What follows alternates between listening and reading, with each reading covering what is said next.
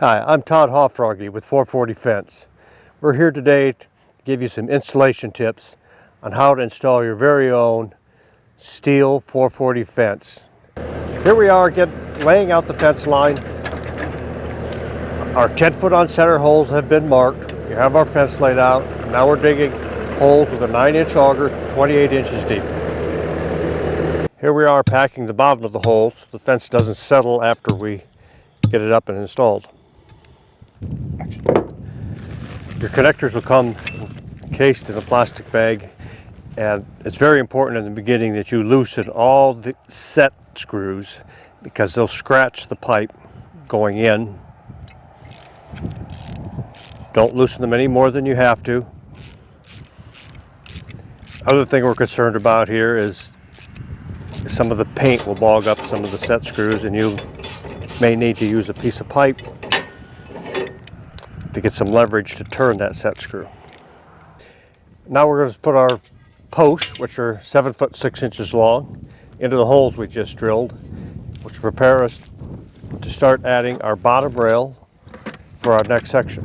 Now that we've got our holes dug and our post in, we're going to insert our bottom rail into the connector. Make sure it recesses all the way in.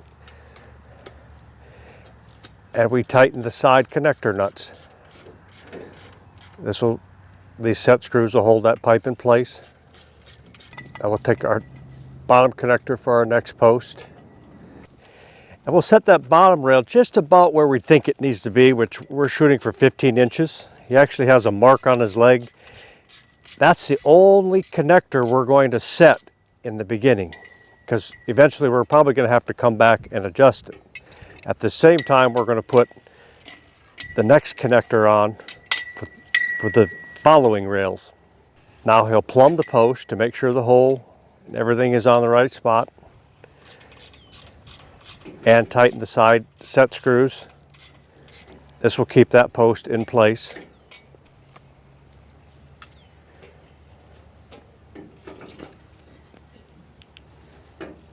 Now he's double checking for plumb both ways. Once we have plumb, we will brace the post. Here we're using 1.5 channel iron, and we'll use an Irwin clamp to brace that post in the level plumb position to keep it there while we build the rest of the rails.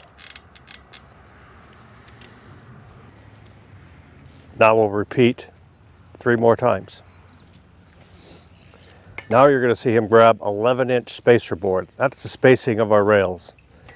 So instead of tightening all these other connectors and scratching the paint and having to re-loose them to adjust them, we stick 11-inch spacer board in there, and that bottom rail will hold the weight of all the corresponding rails until we make our final adjustments.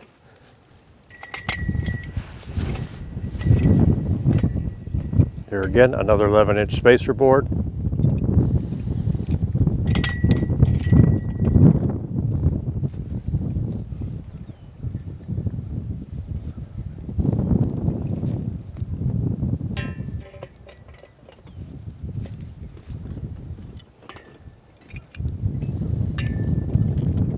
Here are adding our top rail. Another 11-inch spacer board.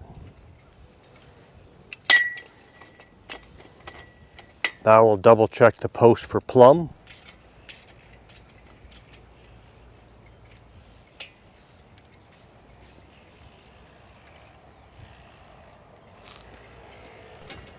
It's important to keep each post plumb and level. Do not let them get out of plumb.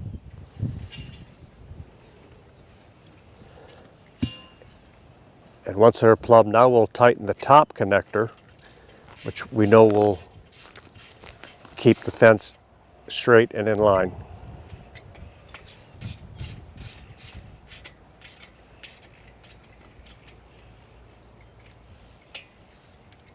All right, now we have one man standing back giving our observation. We're going to set our top rail till we have our desired look to where we want our top rail to be. And once we've acquired where we need our top rail to be, then we will come back and adjust these following rails using the spacer boards This is usually best if it's a two-man job where one person can stand back and observe while the other person is adjusting the rail.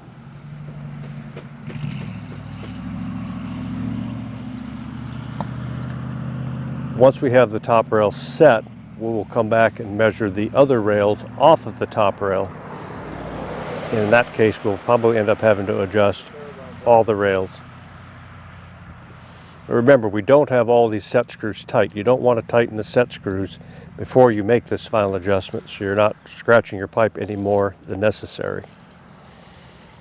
After you have your top rail set to your desired location where you have a nice contour, now we'll use our spacer boards and space each rail with the spacer board and tightening all connectors.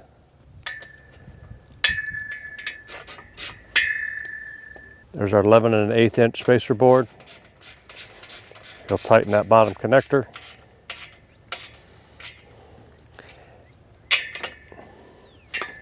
And now that bottom one that we had set earlier, which we knew wasn't going to be right on, now we're going to go ahead and adjust it.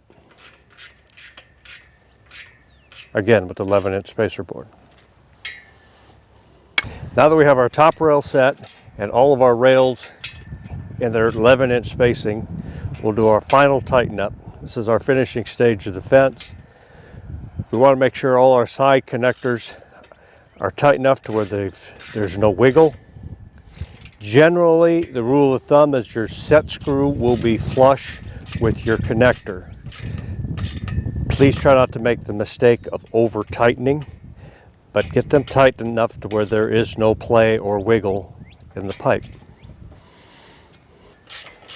At this stage, we'll also tighten all the set screws onto the post, because the bottom ones are all set, but the upper connector is still loose on the post. Double checking our 11 inch spacing, and now we're tightening the upper connector. Here again, just slightly snug. You don't have to be over tightened. I will demonstrate to you how strong they are even at that setting. All right, once you have your set screws set, again, just about flush or maybe a little bit more recessed. You don't need to really over tighten them. To give you an idea how strong it is, they will hold a grown man. You can crawl over your fence. Also, you can see there's a little bit of give into this pipe fence. You have the strength of steel, but yet you still have a little bit of give if a horse is going to hit it. It's not too rigid, but yet still strong.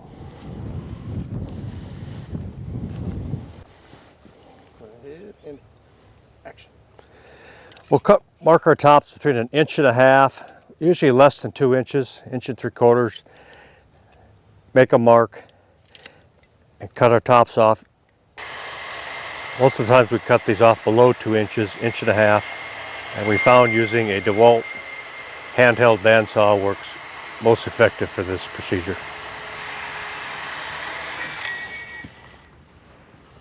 After cutting the post off, there'll be metal flakes, and we need the metal flakes will rust on top of the rails, so we need to wipe them off, especially with the white fence. These will really stand out.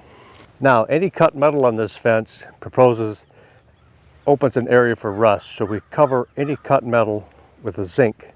Here we are using a zinc pen. Now we're finally ready for our post caps. Use a rubber mallet, and they should lightly tap on,